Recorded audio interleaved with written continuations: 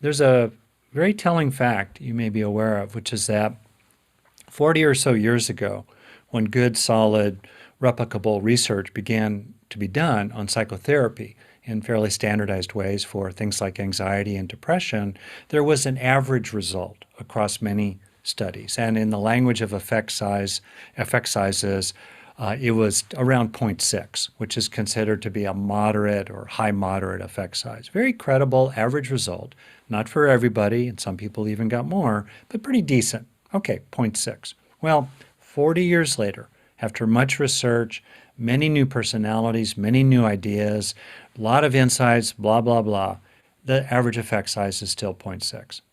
In fact, there's a little bit of evidence that average results from psychotherapeutic interventions are declining at least a little bit. Wow, that's really telling. It's not that we're bad. I mean, the profession, we on average get good results, but wow, we haven't gotten better at it. And I think the reason is that over the last 40 years, we've gotten better at inducing states.